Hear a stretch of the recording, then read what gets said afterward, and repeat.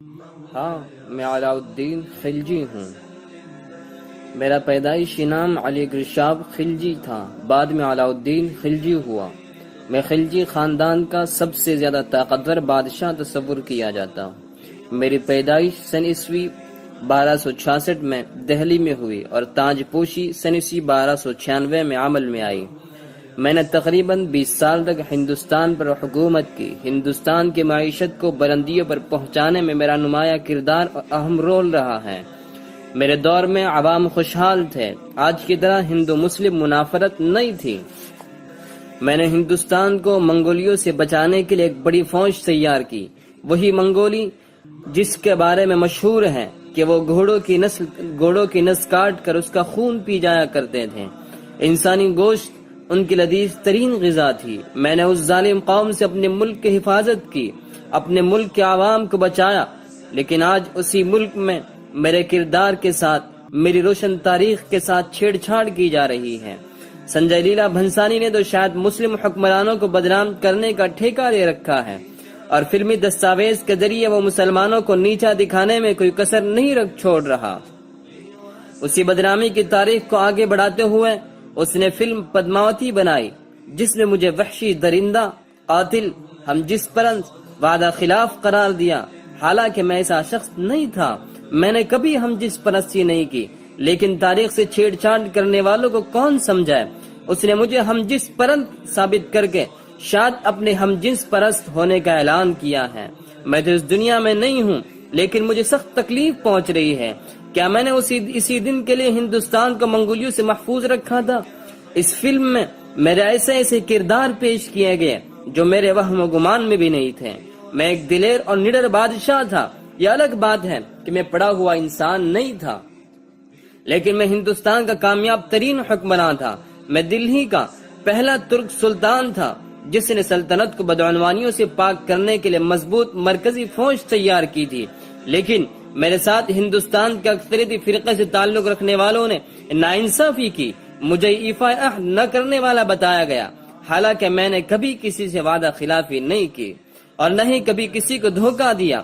میں انتہائی ٹھنڈے دماغ کا حامل شخص تھا، لیکن مجھے اس فلم میں وحشی قرار دیا گیا۔ مجھے عالم ارواح میں میرے اس کردار سے اتنی سخت تکلیف پہنچ رہی ہے جس کو بیان کرنے سے قاصر ہوں۔ خیر، یہ فلم ریلیز ہوئی، مسلمانوں نے صبر و ضبط کا مظاہرہ کیا اور نام نہاد دیش بھکتوں نے فرضی رانی کی محبت میں میرے اس ملک کو جلایا، جسے جلنے سے بچانے کے لیے میں نے بہت سارے جتن کیے تھے۔ اس ہندوستان کو خوش رکھنے کے لیے میں نے اپنے دور حکومت میں مناسب روزگار فراہم کیے۔ آج کے حکمرانوں کی طرح میں کرپٹ نہیں تھا، لٹیرا نہیں تھا، لیکن سنجے لیلا بھنسانی نے مجھے لٹیرا تک ثابت کیا ہے۔ میں یہ کہتا ہوں کہ اگر تاریخ پر مبنی فلمیں بنانی ہیں تو حقیقی تاریخ پر مبنی فلم بنائے۔ جو میری تاریخ ہے اسے فراموش نہ کرے۔ یہ سچ ہے کہ میں نے حصول اقتدار کے لیے اپنے عزیز جاں چچا کا قتل کروایا، لیکن وہ ملک کی مفادات کے پیش نظر تھا۔ یہ بھی سچ ہے کہ میں ان پڑھ ہونے کی وجہ سے ایک نیا مذہب رائج کرنا چاہتا تھا، لیکن لوگوں کے مشورے کے بعد اس کام کو ترک کر دیا، اس خیال کو دل سے نکال دیا اور سوچا کہ میں ایک مسلمان ہوں اور مسلمان کے لیے شریعت کامل دین محمدی ہے، اسے کسی اور دین کی ضرورت نہیں۔ میرے دور میں منگولیوں کے خطرات کے باوجود بھی کسی نے تبدیلی مذہب نہیں کیا، لوگ اسلام پر قائم رہے۔ ہاں، اتنا ضرور ہوا کہ اسلامی تعلیمات سے مرعوب ہو کر ہزارہ منگولی مشرف پہ اسلام ہوئے۔ میرے بارے میں ملک محمد جانسی نے ایک نظم لکھ کر میرے ساتھ ناانصافی کی، اور اسی نظم کے تحت بنساری نے فلم بنائی اور مجھے رانی پدماوتی کا عاشق قرار دیا۔ کئی مورخین نے میرے بارے میں لکھا ہے اور سچ لکھا ہے۔ مورخ صفی نے جو لکھا ہے وہی حقیقت ہے، نہ کہ جانسی کی نظم۔ مورخ صفی نے میرے بارے میں لکھا ہے کہ میں غاصب نہیں تھا، عورتوں کا رسیا نہیں تھا۔ ہاں، البتہ میں سلطنت کا بڑھاوا دینے اور فتوحات کے دائرے کو وسیع رکھنے کا خواہش مند ضرور تھا۔